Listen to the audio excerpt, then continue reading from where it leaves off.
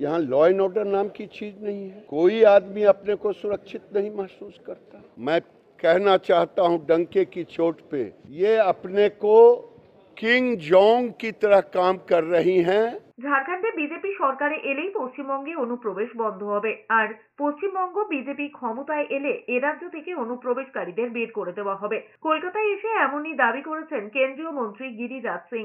বুধবার মহারাষ্ট্র এবং ঝাড়খণ্ডে ভোট গ্রহণ শেষ হয়েছে। সেদিনই গিরিরাজ দাবি করেছেন মহারাষ্ট্র এবং ঝাড়খণ্ডে নরেন্দ্র মোদীর সরকারকে ডাবল ইঞ্জিন সরকার হবে। কেন্দ্রীয় মন্ত্রী আরো বলেছেন, যতদিন মমতা বন্দ্যোপাধ্যায় ক্ষমতায় রয়েছেন ততদিন এই রাজ্যে আইন শৃঙ্খলা বলে কিছু নেই। এখানে কেউ সুরক্ষিত নয়। যে পশ্চিমবঙ্গের মাটি দেশকে সম্মানিত করেছে সেই মাটি এই অত্যাচারকে বরদাস্ত করবে না। মমতা বন্দ্যোপাধ্যায়কে উত্তর কোরিয়ার শাসক কিম জং উনের সঙ্গে তুলনা করে আক্রমণ করে গিরিরাজ সিং বলেছেন, এই রাজ্যে গণতন্ত্র বলে কিছু নেই। বামেরা তো পশ্চিমবঙ্গকে শেষ করেছে, মমতা বন্দ্যোপাধ্যায় ক্ষমতায় এসে আরো তলানিতে নিয়ে গিয়েছে পশ্চিমবঙ্গকে। झारखंड और महाराष्ट्र दोनों में डबल इंजन की सरकार बनेगी नरेंद्र मोदी के नेतृत्व में।